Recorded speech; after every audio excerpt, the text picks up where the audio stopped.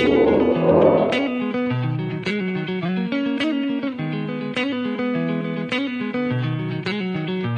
are Talkin Baseball, NorthJerseySports.com's original multimedia series, talking all things baseball across North Jersey.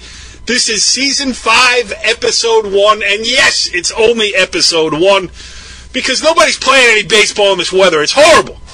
I am Corey Doviak, being joined by my, well, I usually say illustrious panel of North Jersey baseball insiders, but I'm going to change it around this year. Just two guys, Richie Ballgame Barton. What's going on, brother? Oh, not much. Just I was playing pepper in the backyard today, just getting ready, for the podcast. Playing pepper in 40-degree weather with sideways sleet blowing across the plains there in whatever municipality. Right. I wasn't moving that much.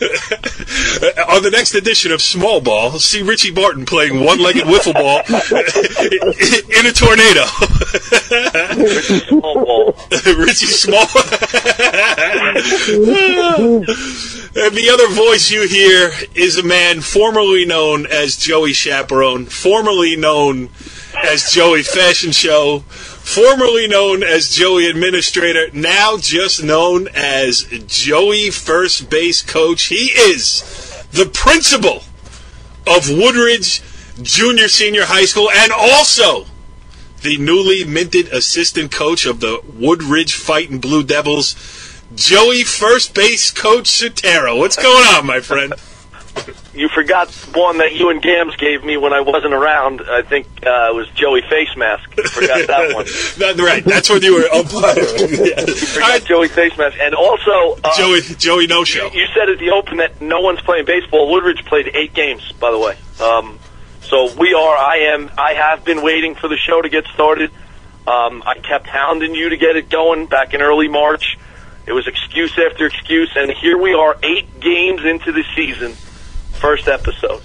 Unbelievable. First episode. You should be ashamed of yourself. It's not good. I will point you in the direction of a team like Pascack Valley, which is 3-1. So, grass field, baseball like it should be played. We're letting those teams get up to speed here. This is going to be an interesting show here because we are, we're going to talk North Jersey baseball. That's our specialty and that's our wheelhouse. But we're also going to step outside it a little bit. Our guest tonight is going to be T.J. Hunt, the Ramapo High School and Monmouth College graduate who does a lot of work with, I don't know, maybe even owns the place, the New Jersey section of it at least, the Prep Baseball Report. So he's going to give us an interesting perspective on statewide baseball and the best players playing high school baseball right now in the Garden State, North and South. That will be fun to get to. But before we do, Joe, we got to talk about it. I mean, Woodridge, they cut the dead weight. They got rid of Jesse Romano. I mean, you and the administration. Come on. Guy's right? not around to defend himself. Now, right, in the administration, you worked behind the scenes to get the guy out of there. And you take over his spot at first base, and you haven't lost since. I mean, that's brilliant administrative work. Downgrade. Jesse started a family. Had a child and made the move and the decision long before. And then Stitch put the wheels in motion. He called me and asked me if I'd be interested in the fall. I said it'd have to go through the approval. Superintendent was behind it. Our Board of Education supported it. So here I am. By no means did I pull any administrative card and get rid of anybody. Shenanigans. It just so happens that you're the principal at the high school.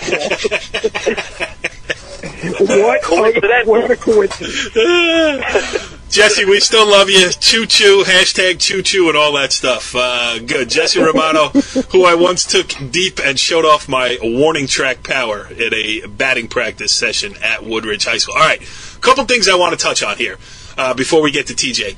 Just, looking at the early season results, and again, not too much has been played. We got, most teams are in that 5 to 6 to 7 games played, unlike the turf monsters down there in Woodridge.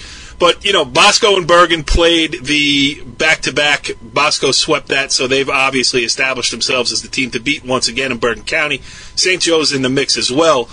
we got to talk some public schools because two of the games that I have covered, I was very interested. I remember the first day, that first week of the season was supposed to start on the Monday. I didn't get to a game until Thursday because of the weather, and it was a 12 o'clock game between Pascack Hills and Westwood, and I was just looking to get out of the house, get the notepad and the camera going.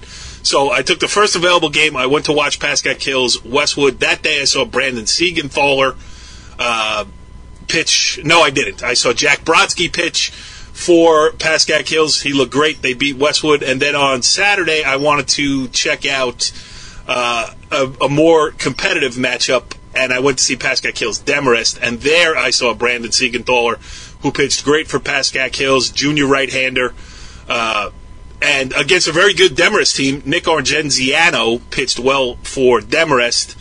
And it was a great pitcher's duel. It turned into a 6-1 game because the door got blown open a little bit, a couple fielding mistakes by Demarest in the fourth inning. But to make a long story short, Joe, our friend Joey Gambardella has moved himself into an advantageous position as an assistant coach there at Pascack Hills. They're loaded. They look pretty good. That's the only reason why he went there. He knew that they were going to be loaded on the mound. How's Richfield doing this year? Well, I'm sorry? How's Richfield doing this year? You know, it's quieter when they come. Like we scrimmage them. I'll tell you, the umpires absolutely loved it. With the new regime over there, it's much more subdued. There's not as much noise and rhetoric coming from the dugout. They're very happy. Couple of guys that did the game were like, "Wow, I forgot that was Richfield over there for a second, waiting for the little guy to come running out of the dugout." But it's good. No. Yeah, Joey's up in the hills, you know. Go ahead, Barton. Go, Barton. I was going to say, I mean, I think it's amazing that he landed a first base coaching job without even being the principal of a high school. I mean, that's just a feat in itself. Yeah, well, you know, I got to be honest with you. If this is going to be the crux of every episode, then I'm just going to remove myself and find somebody else to host it with you guys. I got a new name for you. Joey Administrator. Joey A. Joey A. Joey A.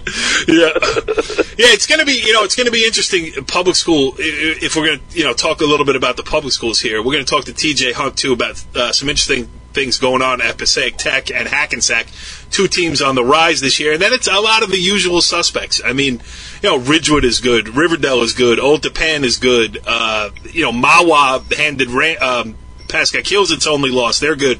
Rutherford in Group 2 is going to be very difficult to beat with a 1-2 punch at the top of their starting rotation. And you look at some of the other teams around. Emerson, who went to the Group 1 state championship last season, they're off to a 5-1 start. Round Post 4-1.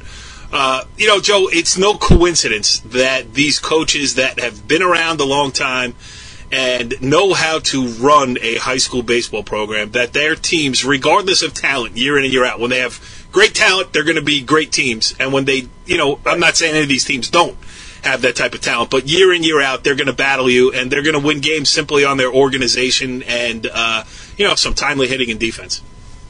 Well, you said it. When they have great players, they're going to be great, but when they don't have the talent, and not that they never have talent, but right. When they don't have necessarily the standout team 1 through 9, those programs are all guys who, they've been around, but they're also able to draw the very best out of the average kid.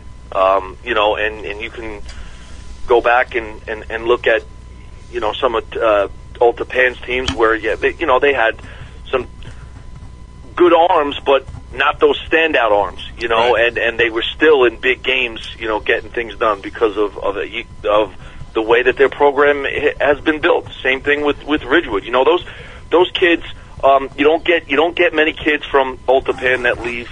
You don't get many kids from Ridgewood that leave and Riverdale that necessarily leave because they if they're that into baseball and they want to be challenged and be a part of a program that's constantly winning, they don't need to go anywhere. They stay there and it just continues the tradition. But I said before, I think we were talking off the air, I think there's a lot of parity in high school baseball in terms of the publics, beating each other up, and then you have those parochials. But this year, I think there are some arms in some public schools that are really going to open up some eyes. Yeah, I agree, and that's a perfect segue into T.J. Hunt, because he could talk about some of those arms. And, Richie B., I would ask you about teams that you have seen, but you want to say anything about New Milford and Dwight Englewood? Well, the one thing I will say is that... He's playing Pepper. He didn't go see anybody. I'm going to give the NJIC Liberty division a little love here. Yeah. In the fact that I know Ridgefield, this is a division that has pretty much for the last couple of years been a two-horse race between Lyndhurst and Ridgefield. And, Lyndhurst has fallen back to the pack a little bit. Ridgefield's a little down this year. You have 6 of the 8 teams that have a legitimate shot to win this division. New Milford's at the top right now, but Leonia, Lyndhurst, Secaucus, all just one game back. All right, that's going to go right down to the wire. This NJIC Liberty Baseball Report is brought to you by Richie Ballgame Barton, a guy who's seen one game all year. He likes softball. All right, let's move on here. Our first guest of not only this evening, but of this season here on the season debut of Talkin Baseball is the Prep Baseball Report's TJ Hunt. TJ, thanks for joining us here on Talkin Baseball. Guys, thank you for having me. Pumped to be on. Well, we're happy to have you, too. And just, you work for the Prep Baseball Report, doing a lot of stuff across the state. So it's interesting to get your perspective, especially, we were talking here off the air. None of us have been able to get to as many games as we want to because this weather has been so bad. So we need to expand the coverage area. We haven't seen that much. You've seen some more. So why don't you just, first of all, for those who don't know, TJ Hunt is the son of Ramapo head coach Mickey Hunt. We covered him in his playing days at Ramapo High School. We followed him in his career at Monmouth College. And now he's back here, back in the high school sports scene. So just, give yourself a plug. What's Prep Baseball Report all about? So Prep Baseball Report, it's a scouting service, and it's nationwide. And we pretty much go out and see players that, could potentially play in college. And, if they're really good, we can kind of promote them on a more national scale in terms of the draft. So really my goal is to not only scout players during the year and the spring season, but, in the summer season as well, with the rankings and our videos that we do and our write-ups that we do, our whole idea is to promote these players, mostly underclassmen, but some seniors too, to colleges. And we're kind of that middle ground between the player and the college coach, with all these recruiting rules and everything that goes on with college recruiting. College coaches refer to the state directors, me being the state director for New Jersey, they refer to me to kind of see who the best players are, see who they should look at, once their seasons are over for college ball. Yeah, I like reading your stories because when we write stories, we're writing about the kids and the game. You're writing about the kids and the stats, which, for me, I am not a scout. People always ask me who's the best player you've seen, and it's so hard for me to answer. I mean, I'm watching the game through a camera from a bad angle. I'm worried about the best camera angles, not about seeing inside out and up and down at the plate and things like that. So when I read your articles, it's interesting to see, the arm angle, arm slot. I know you carry the radar gun with you, so you get all that type of stuff too. So I mean, it's a great niche, I think, and especially with most other local media pulling back, I think you guys pretty much in a sweet spot. It's going well. Looks like it. Yeah, it's going really well. Yeah, I appreciate that. Yeah, it's going really well, and you're absolutely right. It's a different kind of spin on covering games. I think kind of getting those videos and getting the stats on their profiles and stuff kind of just pumps the kid up, gives him a little bit of an ego boost, but also kind of pumps the kid towards those colleges too. So it makes the kid a little bit more well known, not only like in the state but also on a national scale. So that's kind of our MO. Yep. All right, let's talk a little New Jersey baseball here. I'll ask the first question because I don't trust either one of my co-hosts with such a daunting responsibility. I had a question about the what he does in terms of being realistic with the kids and the parents and what kind of challenges he's faced with that. But go ahead, ask your question. No, I think that's important. Listen. Yours are more important. Go ahead. Well, mine are always more important, but I'll let you get one in. Ask your question. Go ahead. No, it's oftentimes, at the high school, as a high school coach, or you have some of these other programs that look to promote kids to help them get into college. It's people don't like to hear that realistic message that maybe they're not cut out for what they think they are. Have you run into any of that? I mean, obviously your background and everything, you don't need to validate what you do any further, but when these people come to you and say, I think my kid fits here, or if the kid thinks he doesn't, you have to deliver that message that maybe they're not cut out for what they think. Have you experienced any of that?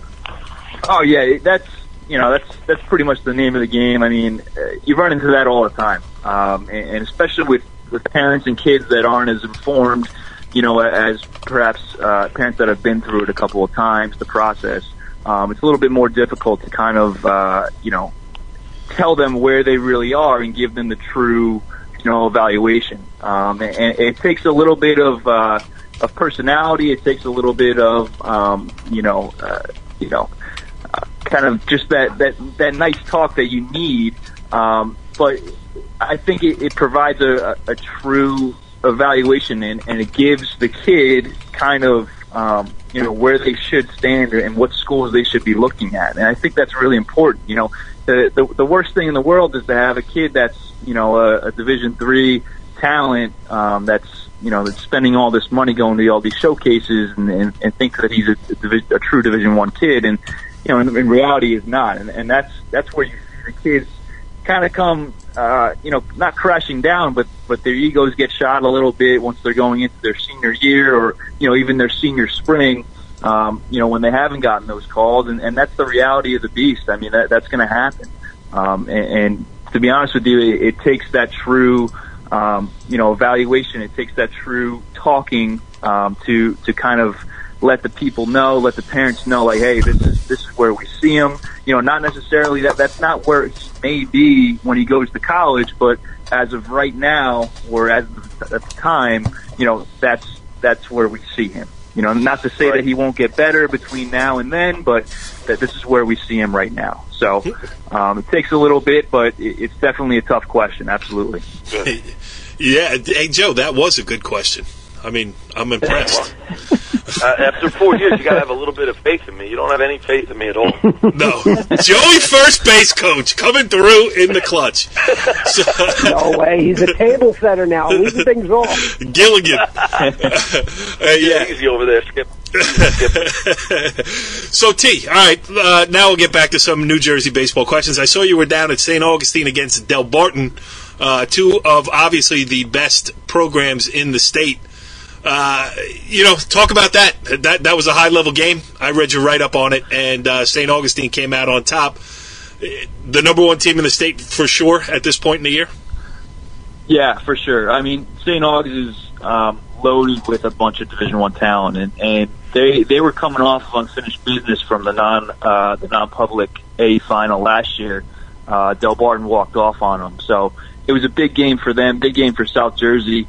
The game was at Toms River South High School, so it was right in the middle of the state, so it was easy to get to for both teams.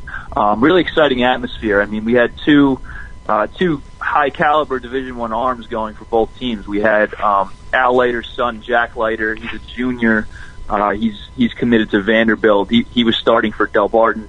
And this kid, Cole Vanderslice, for St. Aug's, he's also a junior. He's committed to Villanova. And they were both in the high 80s, touching low 90s, and even Leiter got up to 93 and 94. So it was exciting. A bunch of scouts were there with the radar guns. So it was really cool. It was a really cool atmosphere to watch. And, I mean, St. Aug's has, I think, 11 committed players. Wow. 8 of those are high Division I players. It's like, you can basically split games with these guys that are throwing in the upper 80s, low 90s. It's crazy. So it was fun to watch. Yeah, I feel bad. I don't know who's in there. I don't know anything about St. Augustine's league play, but I'm sure that, Florence, the public school down there. Hey, what's going on? Nice to see you. Nice to see our 11 Division I players here. I got a guy who's going to go to, hopefully we're going to get him in at Morris County Community and he can blossom. But anyway, it is a different level of baseball. Richie B., you want to get involved in this conversation? I sure do. Talk about the widening gap between the level of talent at the parochial schools and the public schools. Yeah, so that's definitely a big issue, especially in North Jersey when we have, in Bergen County, we have those 3, monster parochial schools within, 4 miles of each other, roughly. Yeah. And they get pretty much the best players in the area, whether they mean to or not. And, and I think that speaks for not only the talent in North Jersey, but it also speaks for, the tradition at those schools in terms of baseball and in terms of sports. Rockland County. Rockland County. Mostly Rockford. Right. For some of those schools, at least. Yeah. But no, you're absolutely right. And, it's funny. My dad and I were talking before the season started about how the Bergen County tournament kind of just changed the format. I think it went back to what it used to be, the 4 Saturdays instead of Saturday, Sunday. So in a way, I was kind of bringing up to him, like, hey, I think that helps out, the smaller schools, because you have a school like Rutherford, you have a school like, Pascack Hills that has, those big horses at the top, of their pitching staff, but, maybe, third, fourth pitcher, aren't as good as those top guys. So that's where I think those Don Boscos and the St. Joe's and, and the Bergens, they have the advantage because of the depth, but I think the way the Bergen County tournament's set up now, it kind of gives that advantage back to the smaller schools, the Group 2s, even the Group 1 with the one big arm.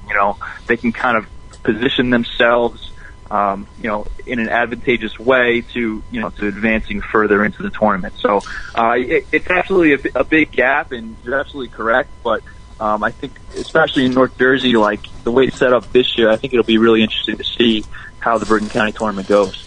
Joe, that is shorthand. He said he was talking to his dad, so all that is shorthand for look out Bergen County tournament, Casey Hunt 4 straight times. Let's see you beat him.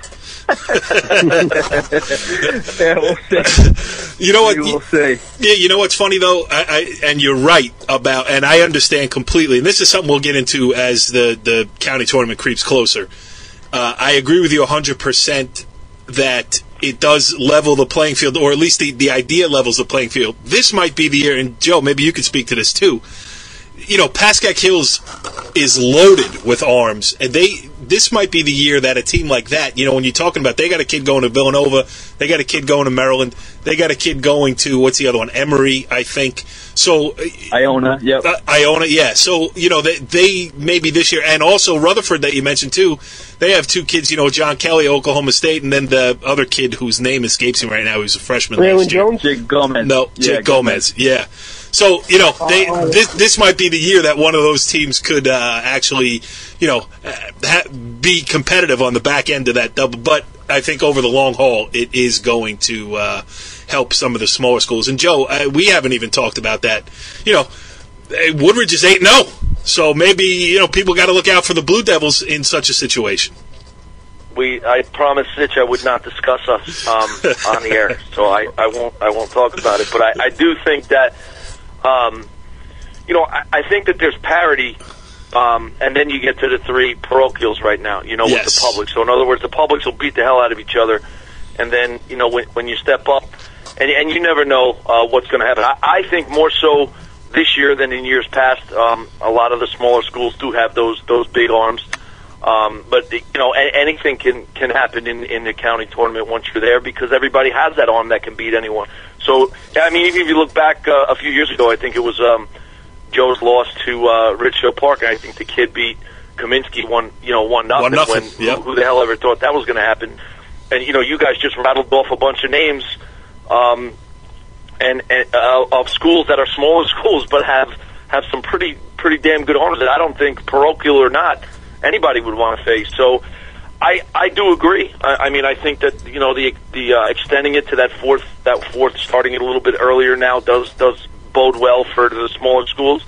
more so this year than in years past, because I think there are a lot of arms in those smaller schools this year. And you know what it does and do? You don't have to choose. You don't have to choose either. I mean, schools that got to the quarterfinals, they have to think. In years past, they had to think: am I going to go for the county, or am I going to save my arm and try to win a section title? Because if you went for the county, now you're pitching your 3 or your 4 in a first-round game, and you could be in trouble. But now you kind of have that luxury to kind of help your pitching staff a little bit better. The other thing it does is in-game makes a big difference, because when you don't have to save a kid for Sunday, you can go 5 with your starter and then bring your number 2 in as your closer, or that bridge guy, which changes the way games are going to be played too. I think that's the most interesting part of this thing, is that there's guys are going to have more arms available, more quality arms available in any one specific game, because you don't have to save them. Other than league play, and the leagues now with 5 and 6 teams, those league races are decided pretty early. So I don't know. It's going to be interesting. We'll see where the warts are once it shakes out. But I certainly am not against this move. I can see the pros and cons of both sides of it, and I'm interested to see how it's all going to turn out. So, T, we got to talk a little Rampo. I mean, you played for your old man. You're watching your brother now go through his high school career. You watched your older brother, very closely tied to that program, the Hunts. Your blood, sweat, and tears is all over that field in Franklin Lakes. So I think off to a good start, 4-1 if I'm not mistaken. Give us a little scouting report on the Green Raiders. Yeah, they're 4-1.